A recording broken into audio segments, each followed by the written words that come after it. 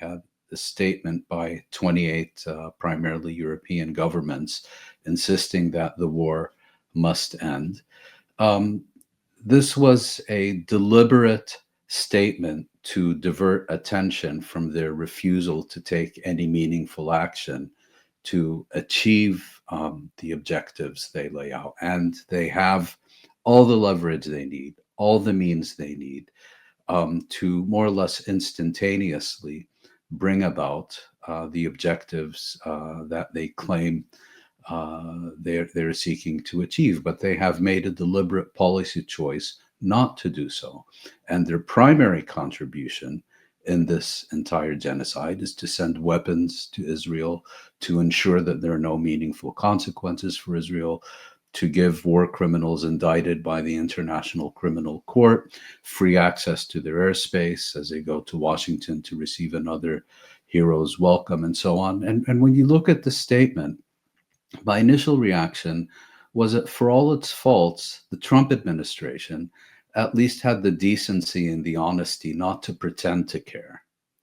But these European and other Western governments, they put out a statement that they know is meaningless, that is basically designed as a sop to their public opinion to give the impression of actually caring, of actually doing something, while using that as a cover to continue with business as usual.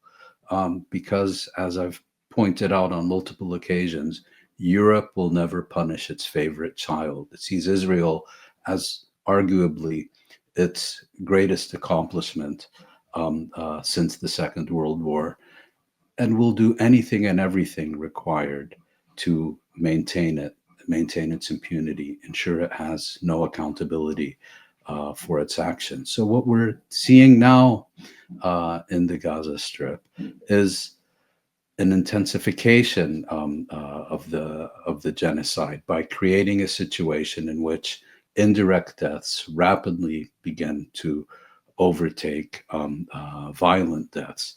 And when you have famine, that a secondary impact designed to be so is social collapse. When you can't get a drop of water or a loaf of bread, it's in such situations that bring out not only often the best in people, but also people desperate to survive, desperate to ensure that their young children don't die of hunger and thirst. In such situations, society becomes increasingly atomized, and you begin to see features of social collapse. And this is precisely what Israel is seeking to achieve. Alex DeVal, one of the leading specialists on hunger and famine, has pointed out that he knows of only two precedents during the last 100 years for what is happening now in Gaza.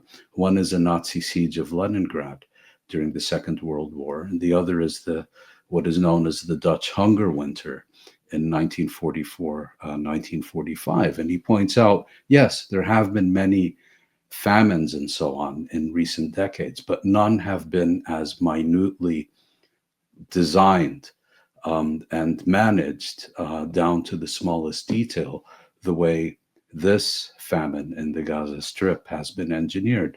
And again, these governments that signed this absolutely meaningless statement yesterday, everything needed to address and resolve the situation is sitting within spitting distance of the Gaza Strip, literally on the border and boundaries of the Gaza Strip. But Israel knows it can prohibit their entry because it knows that statements such as that made by the 28 governments yesterday were designed to divert attention and as an alternative to actually putting meaningful pressure on Israel to ensure that these goods and supplies can enter the Gaza Strip. And because of that, as I've noted, we're now rapidly approaching the point, may have already reached it, where so-called indirect deaths begin to rapidly overtake violent deaths.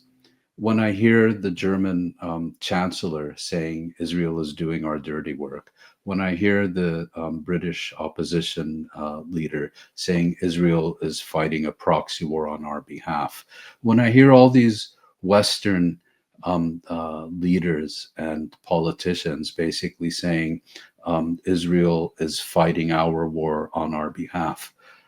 I don't see the value in saying they're all pretending. Take them at their word.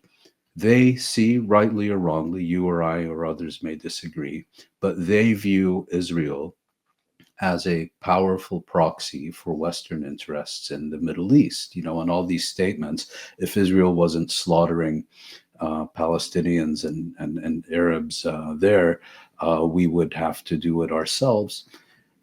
They this is what they genuinely believe. There are, of course, other factors, but the bottom line here is that these governments collectively have decided that Israeli impunity is a core principle of their foreign policies.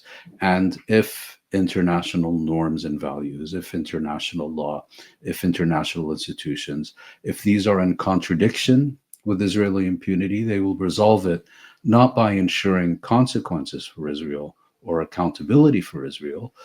They will resolve this contradiction by dismantling international law, by making international norms and values meaningless, by destroying international institutions. And it's not because Israel has some kind of unique hold on Western leaders or political systems.